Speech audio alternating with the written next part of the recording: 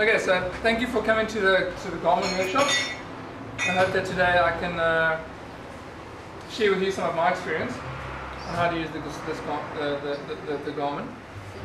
It's not necessarily just a Garmin, although we're going to do a Garmin workshop. I know it's a very powerful tool, and not everyone knows how to use it effectively or to its fullest potential. But this, it's a timing device essentially, which is a very powerful timing device. But it's a timing device, and we should all be able to train with some kind of timing device. So I'm going to go through why it's important to measure your training, especially with time, and then this obviously gives you the added benefit of having speed and distance that it can measure. So, first of all, what I'm going to start with is how do I navigate, set up and understand my Garmin. Okay, so you don't have one, Ashal? I'm thinking of getting one. Okay. So, when you switch your Garmin on, the first thing that comes up is it's obviously locating the satellites. You don't have to wait for it to finish doing that. All you have to do, if it's still locating satellites, is you just push the mode button. And normally if you just push the mode button for anything, it takes you to a different function or a different part of the Garmin. So if you just push the mode button a couple of times, it's going to scroll through your screens, then it'll go to the menu, and then it'll go back to the locating satellites section, I'm guessing, unless it's picked up some satellites. Okay? Yes. Okay.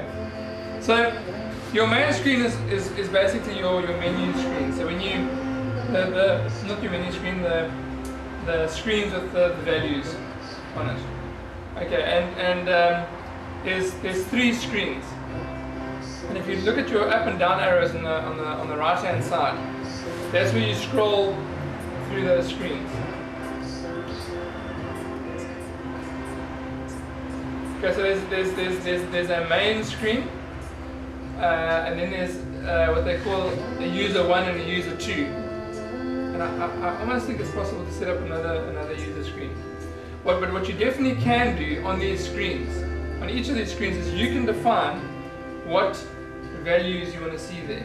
So you can for any of those screens, you can say, I want speed, or I want my heart rate, or I want to see how far I've paddled, I want to see how long I've paddled, I want to see this lap, I want to see how many calories I've burnt, I want to see my average speed, or how much distance I have to go.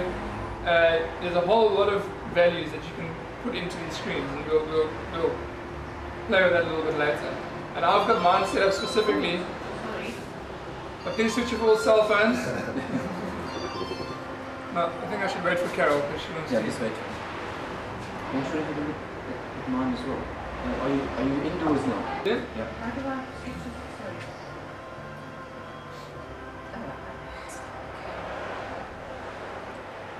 Then it gives you this option. Yes. So if you just hold in your mode button. Sure, you need to. Okay, if I hold. Press the mode button and hold it in. Okay. Okay, running, biking, outdoor use. Okay, so you select which sport you're doing. So normally for the paddlers we'd be other, and then you select. But very important that before you do your session, if you're going cycling or you're going running, you hold in that mode button and you select. Okay, I'm going to go running now, and you select running. Because later on you'll see, if you get to the point where you start downloading it onto your computer, it automatically puts it into those folders. Otherwise you end up seeing just a whole bunch of sessions. You don't know which you went cycling or running or paddling. You don't know what you did. So, but that's just to put it into the database of sessions. So it's not really that necessary. But like what Kevin was saying, you're almost right. But you can, for each of these sports, you can set up different screens. So like for running, you'd have pace. For instance, you have your time per kilometer, as opposed to paddling, where you just have your speed.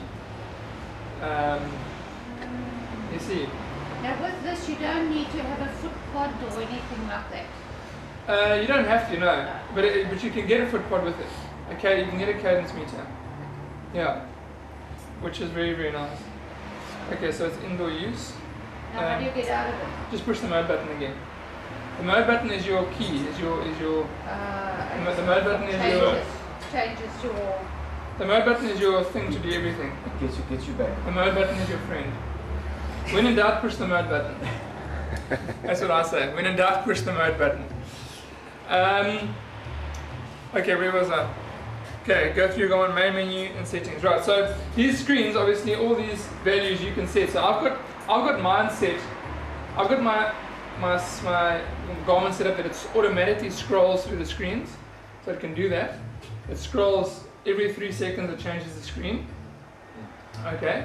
The bottom two, and I've set up each screen so that the bottom two values are the same value. So no matter what screen I'm on, I'm always seeing time and I'm always seeing distance. Okay, so it scrolls through the screens, but I always know how long I've been paddling, and I always know how far I've been paddling. Time and distance. Okay, but then my top value, we'll get there. But then my top value, the big one, I have it going through lap speed. What's my speed for the current lap? What's my overall speed? So what speed am I doing right now? And what's the time, my current lap time? And I find those are the values that I use the most. My lap time, my overall speed, my lap speed, my overall time, and my distance that I've paddled. Okay, there's a difference between your lap time and your overall time. So from the start of your session to the end of your session will be your overall time. Your lap time will be every time you push the lap button, or within a session, it'll be like, okay, paddling from one end of Fisher Beach to the other end of Fisher Beach is 1 lap. And that lap itself, you'll have an average speed or a speed or a time that you've done that in. And this can monitor that. So it can tell you, okay, well, your first lap was this much, your second lap was this much. When you turn around, it will measure your second lap. Yes, it can do it. There are auto lap functions, so it does it automatically. I like to just use the lap button because I find that it's at least then it's definite. You know, when I push the lap button, when I know I'm finished, I push the lap button and it logs the lap. But the auto lap function is very powerful. If you know what speed you slow down, or at what, if you're doing distance laps, it can do a lap every distance. So if I'm doing 10 1,000s, or if I'm doing 5 1,000s paddling, it'll automatically after 1,000 say, okay, stop. Right, you've got 2 minutes rest. And you rest for 2 minutes, and then it says, okay, 5 3 2 1, okay, paddle 1,000 meters, and then it just knows when you've done 1,000 and says, okay, stop. So it's quite powerful. Anyway, so there's 3 screens. You've got those 3 main screens, which you can set up with whatever values you want to do, and we're going to see how to do that now. So if you push the mode button, we get to the menu. Okay, so there's 4 options there. Menu. History, training, navigation, and settings. Okay. The first thing that we'll go to when you start your Garmin is we'll go to the settings menu. So you want to scroll down with the arrows on the right hand side, down arrow down to settings, and then the last button